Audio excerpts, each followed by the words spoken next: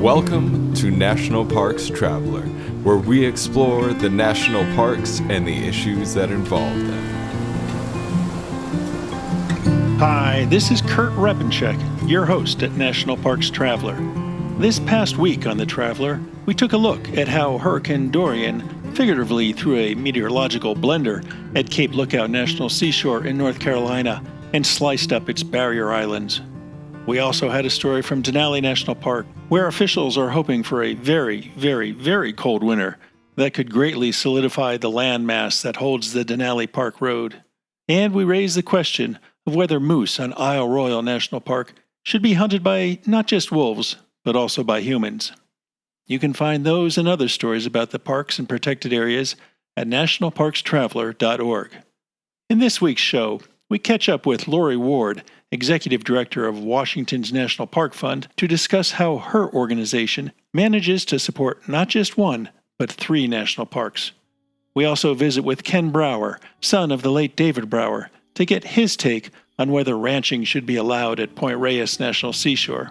And we wrap things up by pointing out where in the national park system you can find wildlife this fall.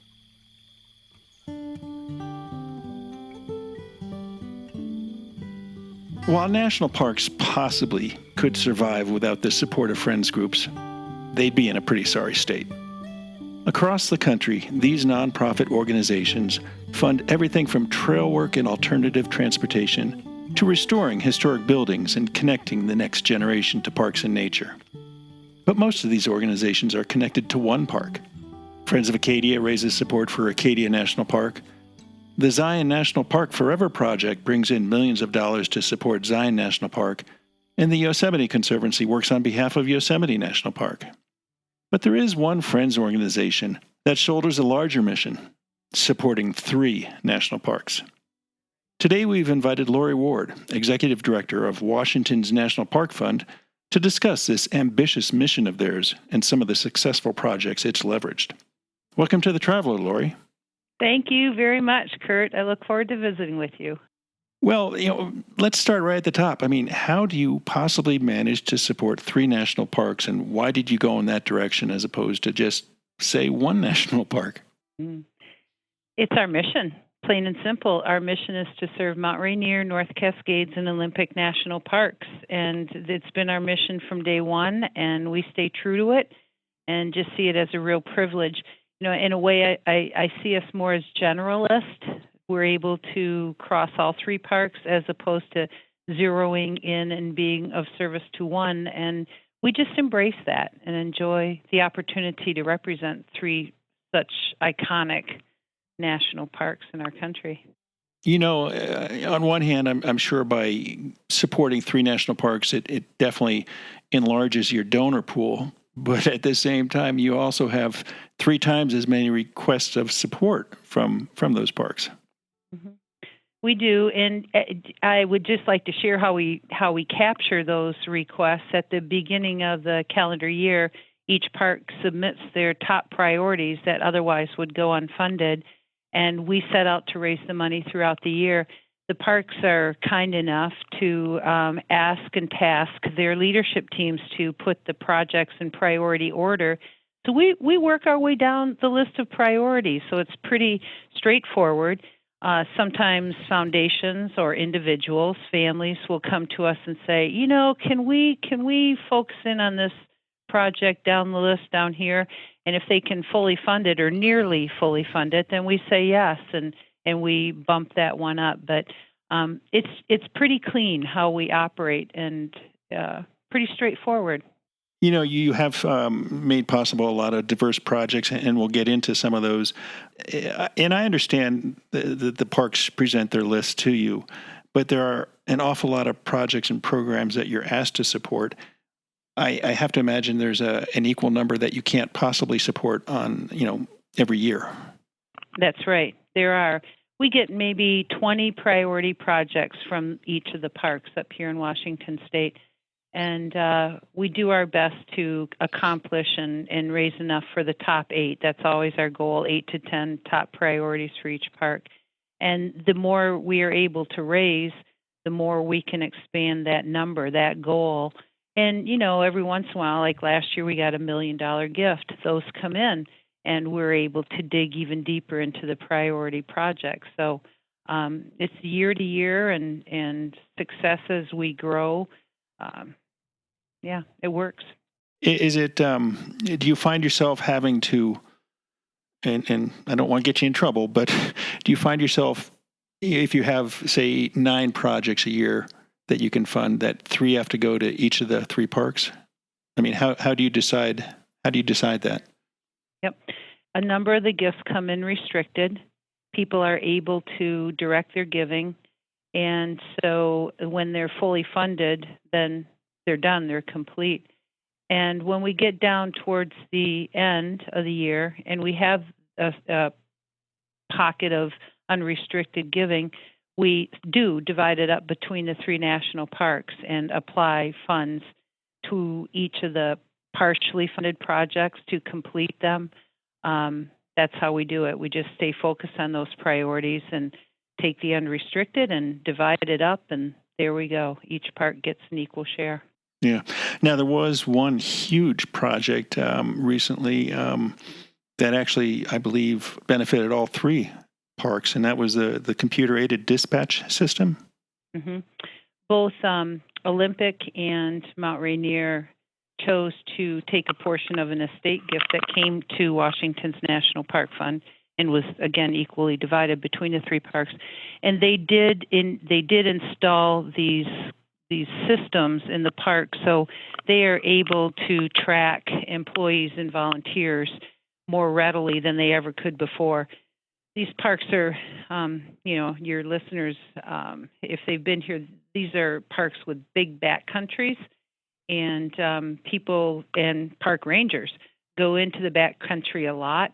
And just the peace of mind that the park has that they are able to track these individuals and for safety purposes, it's been a real game changer for them. We believe that they deserve it. The employees, the rangers, the scientists, they do so much for the parks, and they as employees, as well as their families, as well as the park family, they we owe it to them to give them that measure of peace of mind so that they can know where their people are. Storms blow in pretty hard here, and when they do, luckily these people are very skilled at hunkering down, but still, yeah. No, that's got to provide a huge measure of satisfaction and from the employees as well as the park staff. I know in years past there have been instances where backcountry rangers out of communication and encountered some accidents that led to their deaths, and being able to more readily monitor a backcountry ranger has got to be really satisfying. Yes, all the way around. Yeah. I agree. Now, just recently, one of the projects that you finished was the search and rescue cabin at Mount Rainier. That one, for me personally, is kind of near and dear. Volunteers travel through sometimes, here's a story, 2 a.m. in the morning, Olympic mountain rescue team gets a call that they're needed in the park, and they get up, they get into their vehicles, and they travel to the park. They, and I'm talking Mount Rainier, so as far as the Olympic Peninsula over to Mount Rainier, they're traveling there, get to the park at 6 a.m., trek in, find a woman who her leg was broken. She was there overnight, trek her out. And sometimes if storms blow in, they get stuck on the mountain, and they, along with rangers who are a part of the rescue, and they then have to buckle down and spend the night. And they would often do that either in their tents, or if they're close enough to their vehicles, go back down and sleep in the vehicle. Now we have this cabin. It's called L123. It's one of the historic cabins at Rainier that's been totally preserved, and they have a site to go to, not only for an overnight and a warm meal, a bowl of soup, a hot shower, but also they use the cabin for pre-rescue searches, pre-planning meetings where they can all come together and strategize the best approach for the rescues that they're about to step into. This was a project, it was probably 4 years ago, maybe 5, when Find Your Parks was coming on the scene, and the National Trucks for Historic Preservation did a campaign. American Express was involved. It was a kind of social media campaign, and we ranked number 8 on the top 20 parks, and this project was featured, and people went on and selected it, and it was a fun campaign and generated over $200,000 between the donors and the board of directors and donors at Washington's National Park Fund. So just really key project. Absolutely. And yet there are also many projects that you manage to support that perhaps fly under the visitor's radar. For instance, I noticed that you were able to fund a butterfly project at North Cascades National Park, and then there were marmot studies at both Olympic and North Cascades. What can you tell us about those endeavors? I'm not a scientist, but this butterfly story is so sweet. Butterflies are a real strong barometer of the environment, and as they move up and down within the ecosystems at North Cascades, it tells a lot to scientists. Now, that's about as much as I can go there, but we've been funding this project probably for maybe 7 years, and citizen scientists, which are simply citizens who volunteer and have a passion to help their parks out and an interest in science, they go up into the North Cascades, right into the zone where the butterflies are, and capture them, and so that they can do a butterfly count, and then they release them back. And the data is accumulated year after year and is very telling to the scientists up in the North Cascades National Park. Marmots, tracking marmots is a sweet story. The marmots are very popular up here, and both in the way that they greet the visitors with their loud beep as they come into the park, but tracking them and monitoring their dens, monitoring their movement, monitoring birth rates throughout the year. That is another citizen science project that we fund, and then one that's been wildly successful up here is the fishers, reintroduction of the fishers. They're small, they're from the weasel family, and they were wiped out back in the 30s, 40s, 50s by hunters and trappers, and valuable fur. And we have helped to fund that reintroduction first at Olympic, and they get these couples of the fishers, bring them down from British Columbia, release them and track them, and the success was good, so we then started applying it to Mount Rainier and now up at North Cascades. So we're reintroducing these critters that once called these iconic parks home. I just think that's the right thing to do. Yeah, and they're an important element of the ecosystem as it naturally evolved.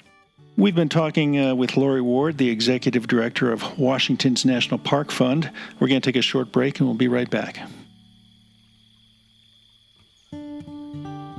Listener and reader support make National Parks Traveler possible every day of the year. If you enjoy Traveler's content, please consider a donation via nationalparkstraveler.org. Washington State is graced with 3 spectacular national parks, each different and special in their own unique ways. As the official nonprofit partner and the only philanthropic organization dedicated exclusively to supporting these parks through charitable contributions, Washington's National Park Fund has a mission to deepen the public's love for, understanding of, and experiences in Mount Rainier, North Cascades, and Olympic National Parks. Share your passion for these parks at WNPF.org. The Blue Ridge Parkway Foundation is the primary nonprofit fundraising partner for the Blue Ridge Parkway. It is made up of people who have a deep love for this majestic road and want to ensure that its natural beauty and the experiences it offers endure for generations to come. Show your appreciation at brpfoundation.org. Okay, Laurie, along with some of your huge projects, there are a number of smaller but significant projects, as we were just talking about the butterflies and the marmot studies. I mean, your foundation has been able to support replanting of subalpine meadows at Paradise and Mount Rainier, a Student Conservation Association climbing patrol intern at North Cascades, as well as safety equipment for law enforcement at North Cascades, and a seasonal ranger at the Forks Ranger Station in Olympic National Park, just to name a couple of the initiatives that you've been able to fund. Were these from general dollars that you were donated to the fund, or were these some restricted funds that people had a specific interest in those things? Excellent question. I've been in this field for over 30 years. I love it. I believe in it. And I'm talking about the field of philanthropy. And a solid nonprofit organization is one that has a diversified funding streams, diversified pie, and we get income from a number of areas: individuals, foundations, corporations, mailings, events, estate gifts, guest donation programs in the park, and of course our license plate program that generates over $200,000 a year. A portion of those dollars are unrestricted and some are restricted for specific projects.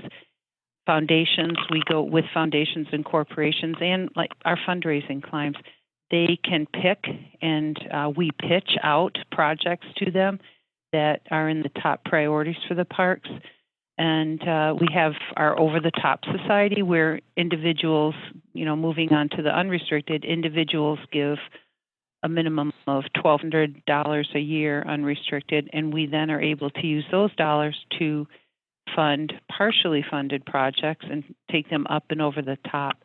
So the income comes from a number of different areas, and that's kind of the fun of fundraising, is that you never know. You never know what's going to happen. And as long as you stay steady and true and growing in each of the areas year to year, it's a good thing.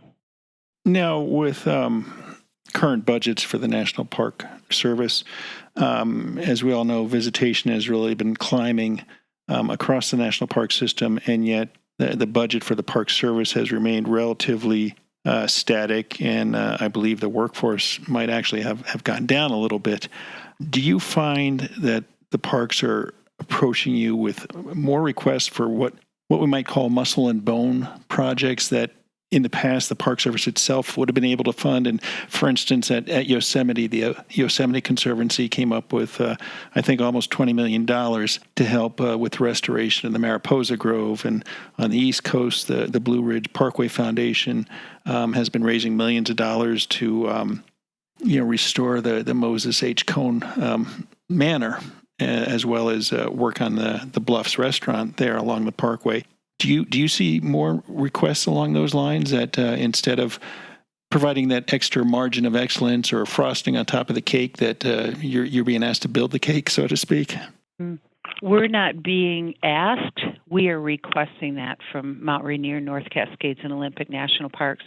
We have very big vision for these parks. We do not in any way portray that we are filling the gaps for the federal government. That's their job. But there are areas that go unfunded that private philanthropy can have a huge impact in.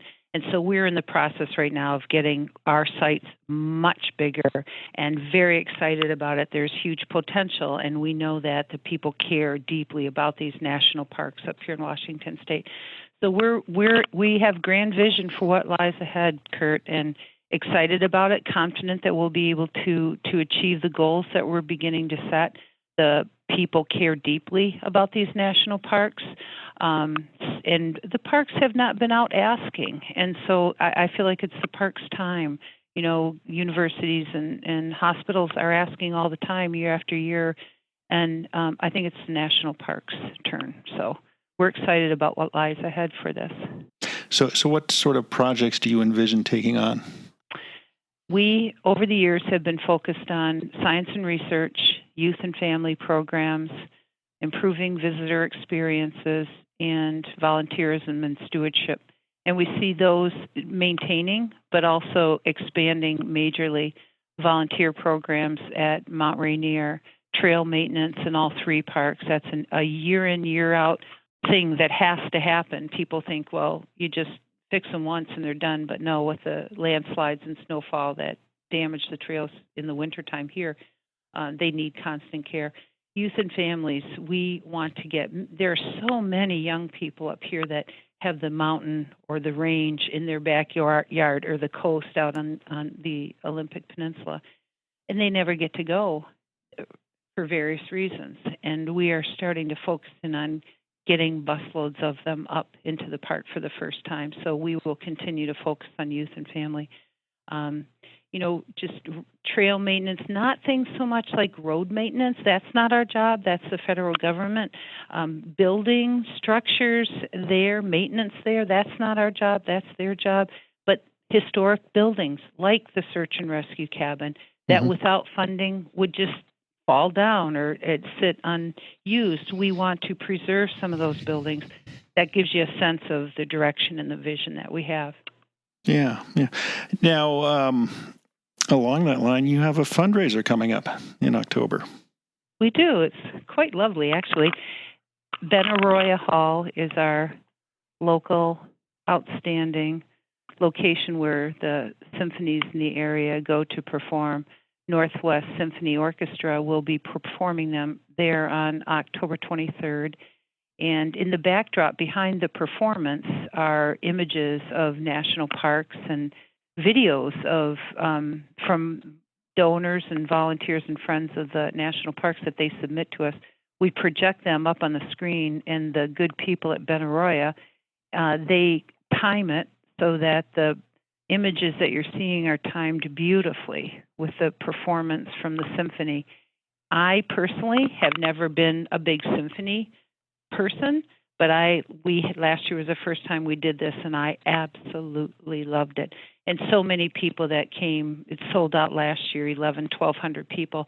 So many people that came last year just said, oh, this is so perfect. It's a celebration of the national parks with incredible music in the forefront. So that's coming up. Tickets are selling quickly. We're fortunate. And again, it's Wednesday, October 23rd here in Seattle at Benaroya Hall.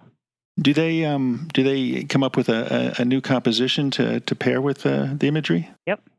Yeah, it's amazing. It is really inspiring. Yeah, each park has their own composition. Where can folks get the tickets? Either at Benaroya or on our site. We have it linked, and our website is WNPF, Washington's National Park Fund, WNPF.org. And again, it's just linked right from, you'll see the events icon up in the upper right, and you go there and purchase your tickets. And I will say the beauty, too, is we want many people to have the opportunity to experience this. Tickets range in price from $29 up to $59, so it's a very affordable evening out. Yeah, it sounds like it. Well, thanks so much today, Laurie, for sharing some time with us and explaining exactly some of the great work that you're doing up there in the Olympic and Mount Rainier and North Cascades National Parks in Washington. You certainly have an ambitious mission, and it really sounds like you're hitting on all cylinders and making it come true. Thank you. We are, with the help of hundreds and hundreds of people. And I want to thank you, Kurt, for the work that you do and the way that you tell the stories of the national parks across this great country. In my opinion, the National Park Traveler is the top parks podcast that people listen to. So thanks for what you're doing. Well, thank you.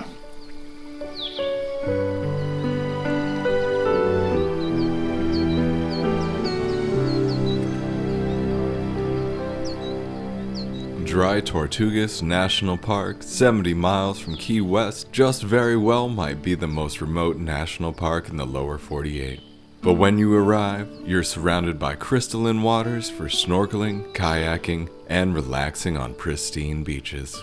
There are sunken wrecks to explore, coral reefs swarming with colorful marine life, and history in the brick walls of a Civil War-era fort. The Yankee Freedom 3, departing from Key West, can get you there in a little more than 2 hours. Visit them at drytortugas.com.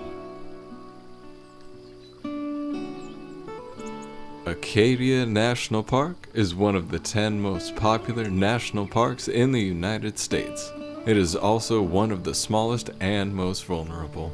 That's why Friends of Acadia exists. Friends of Acadia is an independent organization of passionate people inspiring those who love this magnificent park to make a real and lasting difference for Acadia. You can make a difference at friendsofacadia.org.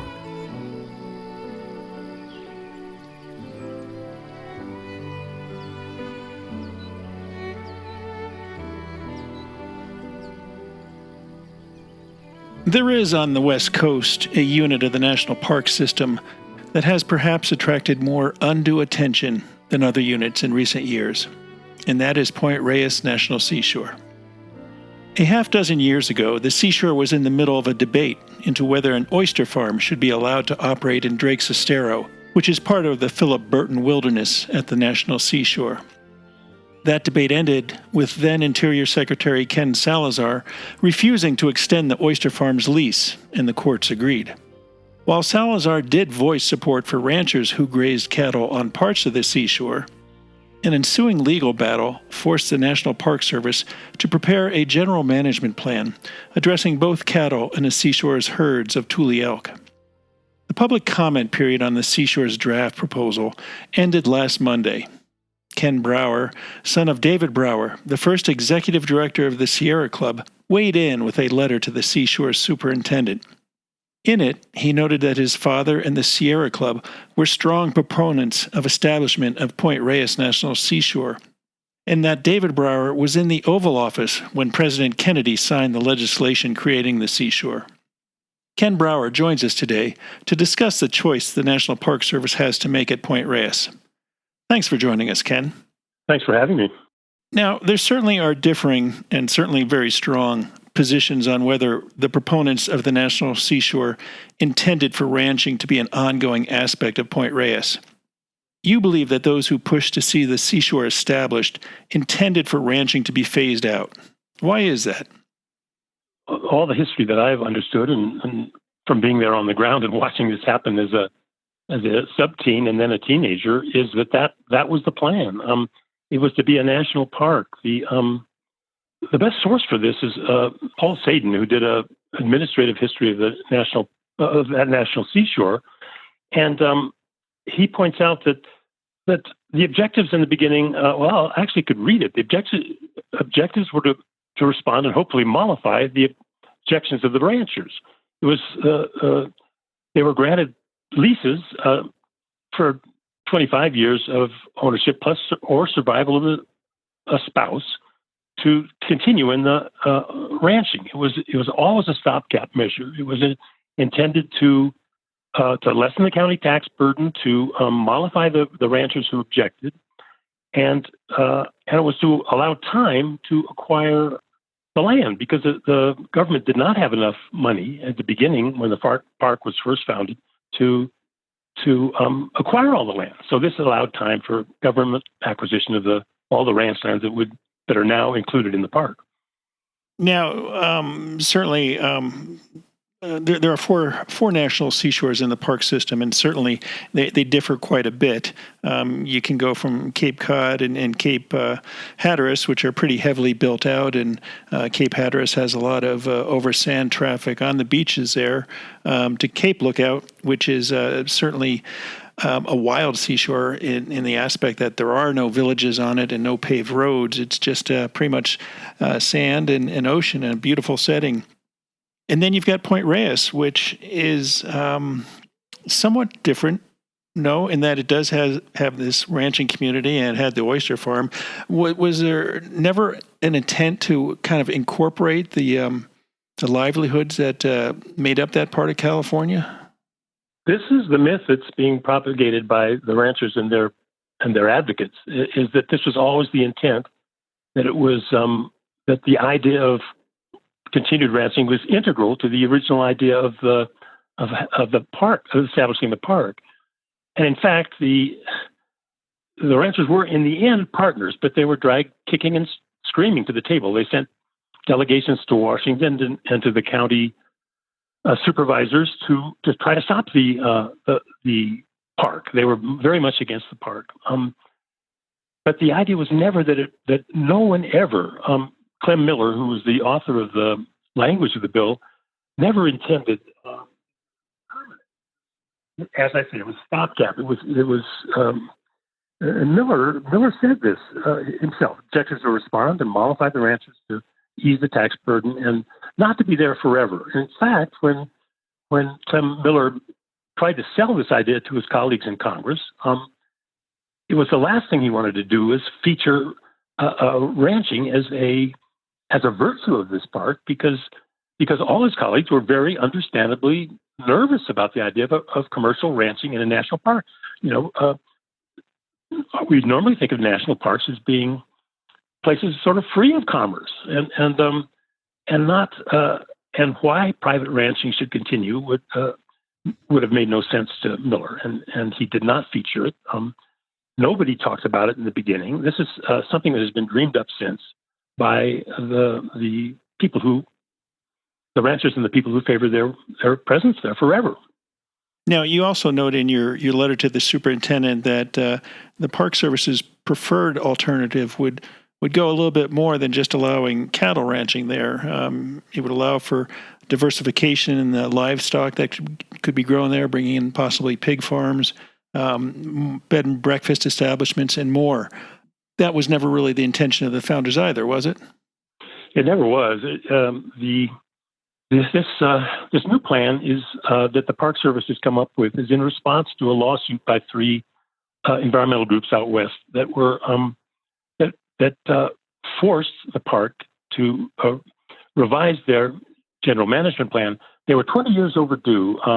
They were way late. They were obligated to renew it 20 years ago and haven't done it. So one of the grounds of the suit was that they needed to renew this their general management plan to accommodate these issues. And the Park Service has come up with this a series of alternatives from A to F. The preferred alternative A is to do nothing, just to maintain operations as is. B is this one you describe, and it's nothing that the founders would have ever dreamed of, and it is a total capitulation to the rancher interests. What the environmentalists have been asking for in their comment letters and op-eds and in the lawsuits is to end ranching. The ranching doesn't belong in a national park. It's given the park a split personality. It's two ideals of land stewardship are at odds here: protection versus production. They don't go together. And in fact, in this park, it's been just continual civil war between ranchers and normal park interests. And the Oyster War was a perfect example.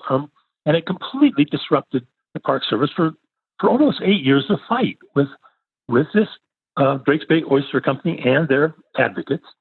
They had the ear of politicians, and in the end, the taxpayers had to pay $4 million to clean up the wreckage of this oyster farm. Commerce and parks really aren't meant to go together, and it was never the idea in the beginning. Now, we recently ran two different op-eds on the question of ranching at Point Reyes, and one said took the position that it was time to really phase out ranching, and it's been an environmental nightmare for the landscape there.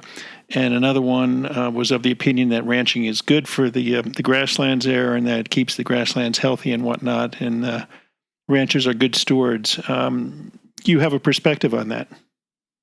Yes, and I invite anybody to take a drive through the ranching country to anybody who knows anything about range management to think that these are well-managed ranches. They're the primary source of water pollution in the park. Their methane from cows is the primary greenhouse gas source in the parks. Why in the national parks we should be featuring methane gas in these huge amounts and the kind of damage to watershed? Some of the most polluted streams in California are in this national park because of these ranches, and this is clear in a number of reports that the National Park Service itself has delivered. They said as much. They said that spreading manure near the stream courses is not only bad for the streams, but it's one of the primary contributors of alien grasses. In spite of their own reports, the Park Service is taking this position, and it's just pure political pressure. I'm sure that there are good people in the Park Service. I'm sure they know that this isn't right, but they don't have a choice. I myself don't know where the decision is being made, whether it's at the regional level or where. But in spite of all the evidence that the Park Service itself adduces that the range is being damaged by these animals, they're going ahead with the worst possible option. And the final, their last option, F, alternative F, is to eliminate ranching. They've completely prejudiced they've called this B, the ranching for everyone, their preferred choice, and it involves introducing now goats, sheep, row crops, diversification. The ranchers call it, and they've demanded for it. And the Park Service has acceded to this. And anybody who knows ranchers and knows what's going to happen when you have sheep and goats, in addition to cattle and chickens, to predators, to the predators in that park. What's going to happen to coyotes, bobcats, cougars? We have a few in the park. What's going to happen as soon as these row crops and chicken farms and hogs and sheep go in? Cattle can take care of themselves against predators there, but those animals can't. Anybody who knows the history of the West knows what's going to happen after this diversification goes in, after this preferred alternative proposed by the Park Service goes in. We've been talking with Ken Brower, the son of the late David Brower, the first executive director of the Sierra Club and a staunch proponent of the Point Reyes National Seashore, on the Park Service's upcoming decision on how to deal with cattle ranching at the National Seashore. Mr. Brower, we appreciate your time today, and it certainly will be an interesting decision that the Park Service has to make. Thank you.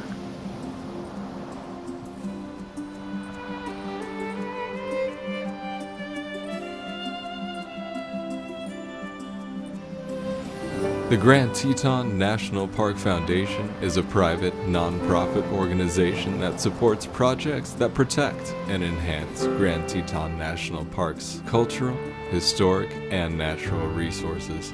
By funding initiatives that go beyond what the National Park Service could accomplish on its own, Foundation donors improve the visitor experience and provide benefits to the National Park System for decades to come. See their successes at www.gtnpf.org.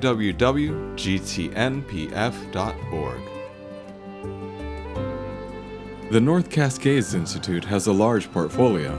It's an environmental learning center, training center, conference center, and leadership center, all set in the splendor of the North Cascades National Park Complex. Learn more at ncascades.org.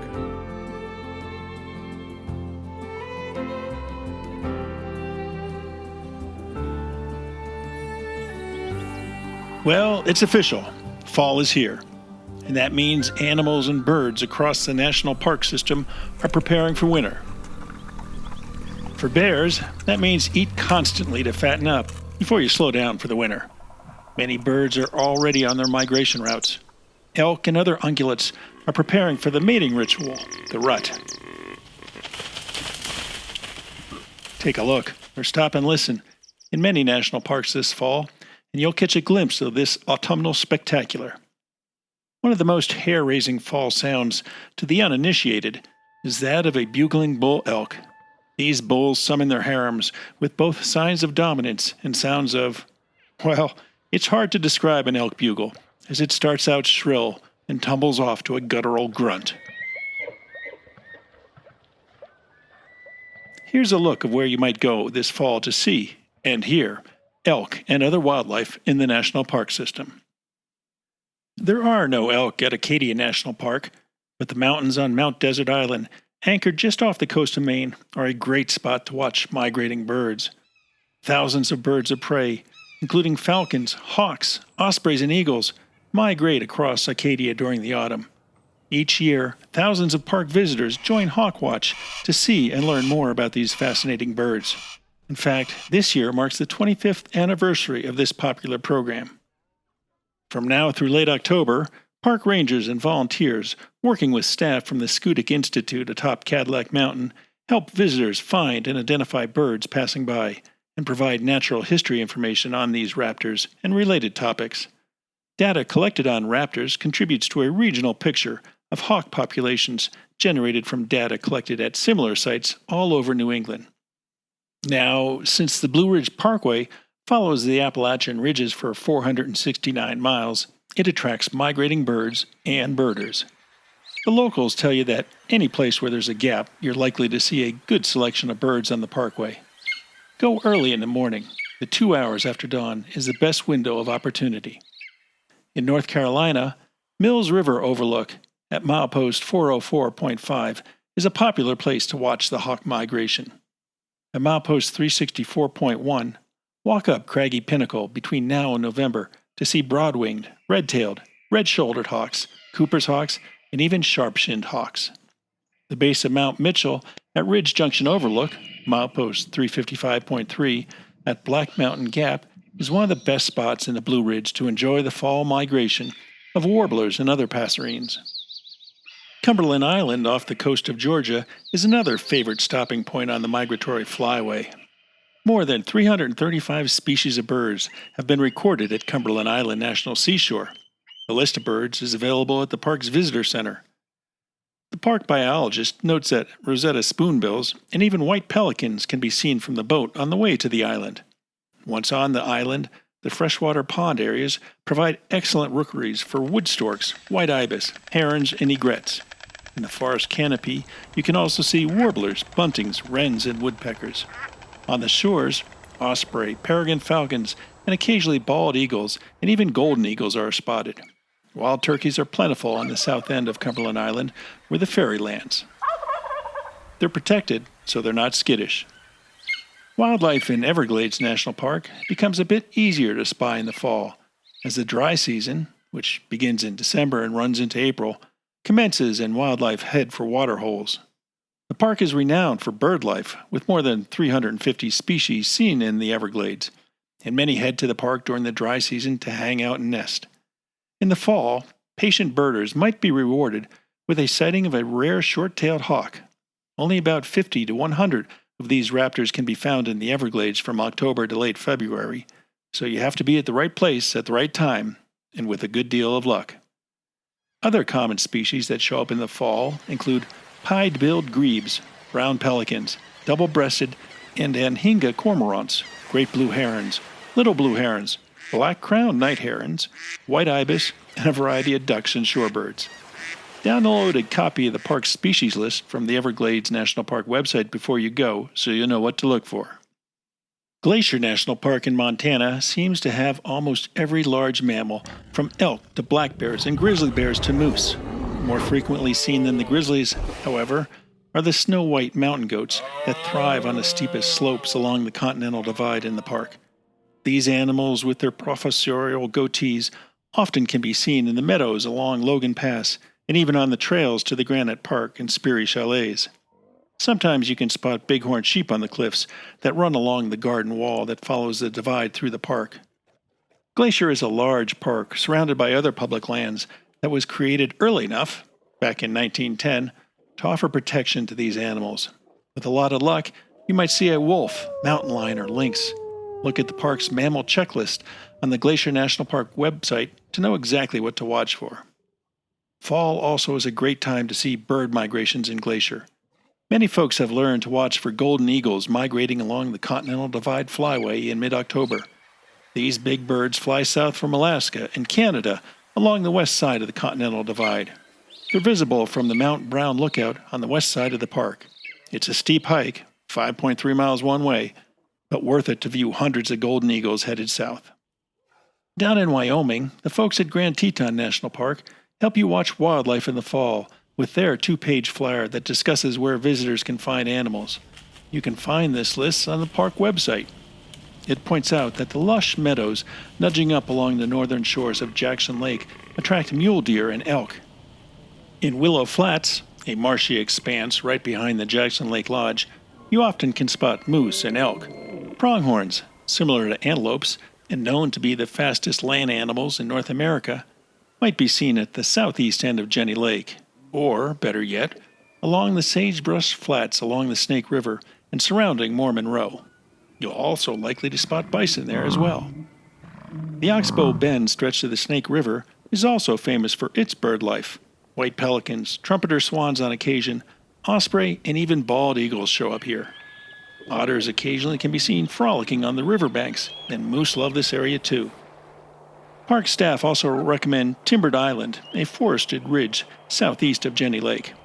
There, small bands of pronghorn antelope often can be seen foraging on nearby sagebrush throughout the day. Elk leave the shade of Timbered Island at dawn and dusk to eat the grasses growing along the surrounding sagebrush. Now, whether you're visiting Great Smoky Mountains National Park, Rocky Mountain National Park, or Olympic National Park, the best time to go in search of bugling elk is right around dawn or dusk. In the Smokies, your best opportunity to watch and listen to elk runs through the end of October in the Cataloochee Valley on the southeast section of the park. Wild turkeys also are active, and toms are strutting their stuff through the fields, their big feathers spread out. Elk and turkeys aren't the only highly visible wildlife in Great Smoky Mountains National Park in the fall. Over on the western side of the park, in Cades Cove, deer can often be seen in the open fields, while bucks with large antlers keep weaker males away and attract a harem, much like elk bulls do. Deer just don't bugle. Still, their antics during the rut is something to watch, and to keep your distance from. Black bears also call the Cades Cove area home, and in fall they come down into the orchards to get some fresh fruit. Migratory birds also are popular to watch in the park. At higher elevations, flocks of migrating broad-winged hawks often can be seen when the first cold front comes through. With that cold front, raptors follow the Appalachian Range, riding the thermals over the land. The best vantage points in Great Smoky Mountains National Park include Newfound Gap, Clingman's Dome, Look Rock, and Indian Gap. Over on the west coast, in Olympic National Park, the Hoh Rainforest is an excellent place to see Roosevelt elk. These animals don't migrate, preferring to stay in the Hoh area year-round and banding together in herds of around 20 females and calves. Roam the rocky coastline of Olympic, and, if your eyes are sharp and the weather favorable, you just might be able to see some of the park's marine life. The Olympic coast lies along the migratory path of both California and Steller sea lions.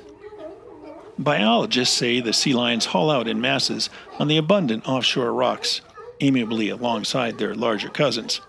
These whiskered creatures are often visible on the islands off the coast of Cape Flattery and Cape Alva, arriving in late summer or early fall and often staying through spring.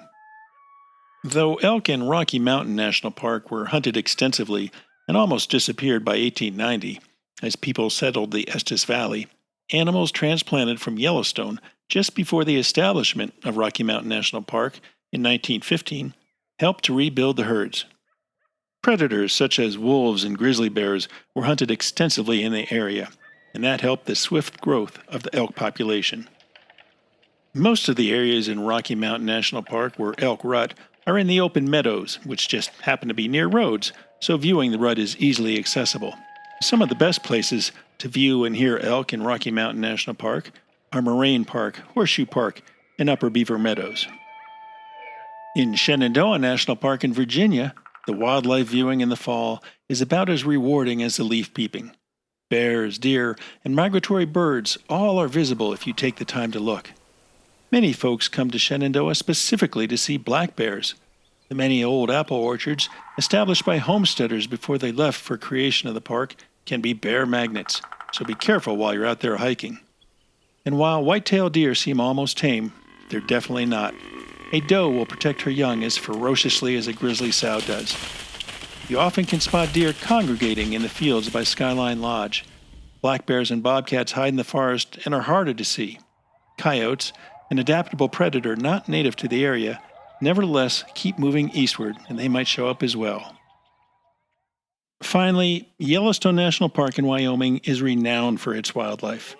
Moose, elk, pronghorn, bison, wolves, grizzlies, black bears, and so much more. In the fall, some of your best bets are the roads that lead you through the park. The Lamar Valley on the northern end, The Hayden Valley and Central, and even the road between West Yellowstone and Madison Junction are perfect places to go in search of elk and bison. Keep a sharp eye on the hillsides around these areas, and you just might see some wolves or a grizzly bear or two. Of course, animals and bears might not be where people have last seen them. These are wild animals, so there's no guarantee you'll see anything when you visit. Study a park's website before you go, and make the visitor center your first stop when you enter a park. And remember, while fall is a great time to watch wildlife in the parks, stay safe. Parks have various rules on how close visitors should get to wild animals. Approaching on foot within 100 yards of bears or wolves, or within 25 yards of other wildlife is prohibited. If you change the behavior of an animal, you're too close, and you just might get sighted by a ranger. No matter which park you head to, bring your camera, your binoculars, and a field guide or two. Enjoy the season, and may you have good luck in looking for wildlife.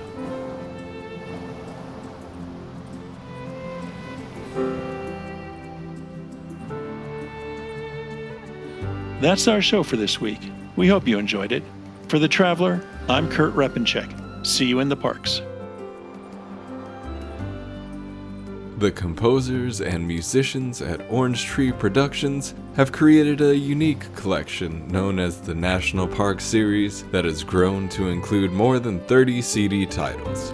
Composed against the backdrop of a park's sounds of nature, these musical scores will connect you with these beautiful places and take you there, at least in your mind. This collection is the #1 selling national park audio series in the world and provides the background music for National Parks Travelers podcast. Visit them at orangetreeproductions.com. National Parks Traveler is a 501c3 nonprofit media organization that provides daily editorial coverage of national parks and protected areas. Traveler's coverage is made possible by reader and listener donations. Visit us at nationalparkstraveler.org.